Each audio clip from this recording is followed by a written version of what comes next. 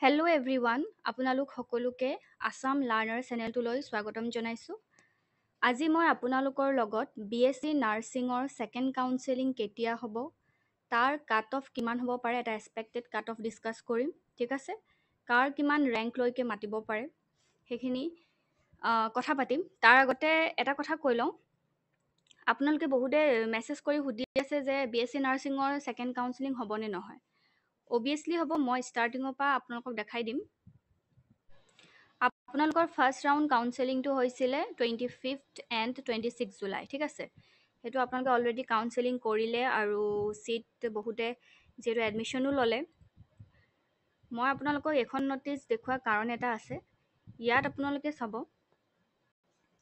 Rank all candidates মাতিছিলে 168লৈকে। বাকী এইখিনি কেণ্ডিডেটছ ST খিনিক মাতিছিলে ইমানলৈকে। আপোনালোকে চাই লওকচোন নিজে। এইখিনি মই ৰিপিট নকৰোঁ কাৰণ এইখিনি অলৰেডি হৈ গৈছে। আপোনালোকে ৰেংকখিনি জাষ্ট চাবলৈ মই আপোনালোকক এখন ন'টিচ দেখাইছোঁ।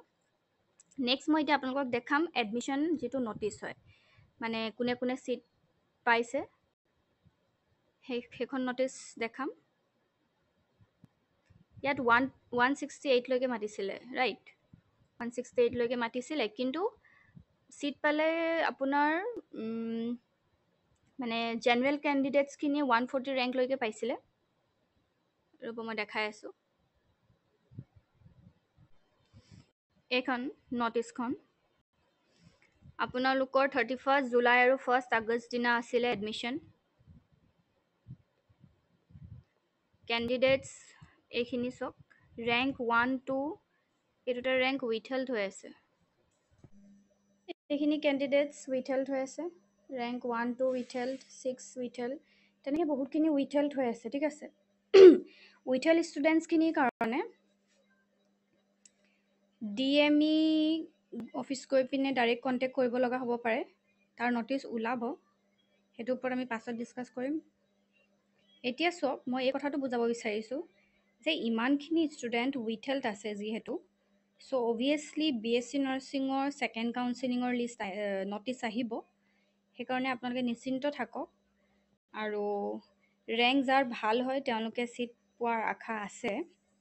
বহুতে ইয়াত নাম থকা হয়তো বহুতে এডমিশ্যন নল'বও পাৰে, সেনেকুৱাও হ'ব পাৰে। বহুতে এডমিশ্যন নাই লোৱা, চিট ভেকেণ্ট আছে, তেনেকুৱাও হয়। মেক্সিমাম টাইম এডমিশ্যন নলয়, ইয়াত যে নাম আহিছে বুলিয়ে তেওঁলোকে নল'বগৈও পাৰে। চ' মষ্ট প্ৰবেবলি আগষ্ট আপোনালোকে চাব পাৰে। চাওক, ইমানখিনি উইথহেল্ড আছে।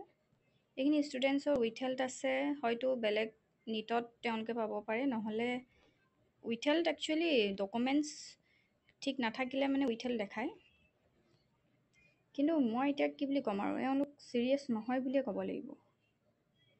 এইখিনি ষ্টুডেণ্ট স্পেচিয়েলি ৰেংক 1 and 2 আচৰিত, মানে উইথহেল্ড কৰি থৈছে তেওঁলোকক। তেওঁলোকে ডকুমেণ্টছ ৰেডি কৰি নাই নিয়া নে তেওঁলোক নগ'লে, মই এইটো কথা গম নাই পোৱা এতিয়ালৈকে। কিন্তু ইমানখিনি উইথহেল্ড হোৱাৰ কাৰণে ভালেই কথা আৰু হৈছে, এটা মানে চিট ভেকেণ্ট থাকিছে। ঠিক আছে, চ' ছেকেণ্ড কাউন্সেলিং হ'ব, আপোনালোকে চিয়'ৰ হৈ থাকক। এইটো মষ্ট প্ৰবেবলি আগষ্টৰ লাষ্ট মানত আহিব পাৰে ন'টিচ, নহ'লে ছেপ্টেম্বৰ মাহত আহিব পাৰে। অ'কে, এতিয়া মই আপোনালোকক এটা এক্সপেক্টেড কাট অফ ক'ম যে ছেকেণ্ড কাউন্সেলিঙত কিমান ৰেংকলৈকে মাতিব পাৰে আপোনালোকক। এইটো এটা মই expected cut off rank wise উলিয়াইছোঁ, চাই ল'ব আপোনালোকে। UR কেণ্ডিডেটছৰ আপ টু 250 বা 260লৈকে মাতিব পাৰে।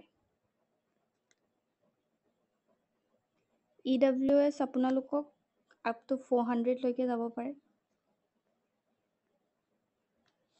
OBC সকলক 600 বা 650লৈকে মাতিব পাৰে।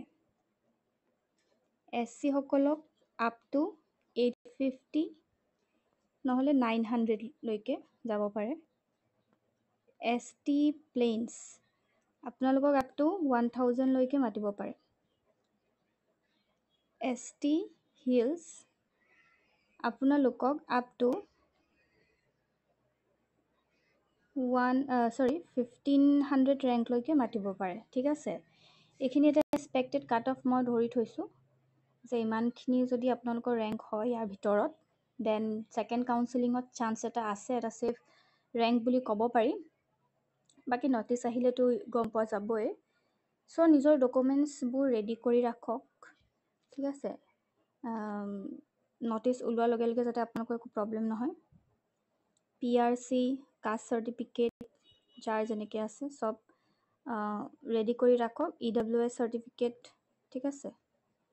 এইখিনি ডকুমেণ্টছ ৰেডি কৰি ৰাখক আৰু নটিফিকেশ্যন আহিলে আৰু ছেকেণ্ড কাউন্সেলিং ওলালে তেতিয়া আপোনালোকৰ একো প্ৰব্লেম নহয়। ইমানখিনি আছিলে আজি ভিডিঅ'টোত, আৰু আপোনালোকৰ যদি কিবা ডাউট থাকে কমেণ্ট ছেকশ্যনত জনাব। আৰু লগতে মোৰ চেনেলৰ ডেছক্ৰিপশ্যনত গৈ তাত লিংক আছে, আপোনালোকে BSc নাৰ্ছিং আৰু GNM নাৰ্ছিং বুলি আছে, তাত গৈ জইন হৈ যিকোনো কুৱেৰি সুধিব পাৰে। তাত যিমানখিনি পাৰোঁ চেষ্টা কৰিম আপোনালোকৰ প্ৰব্লেমছবিলাক ছল্ভ কৰিবলৈ। ঠিক আছে, আজিলৈ ইমানেই ভিডিঅ'টো। ধন্যবাদ।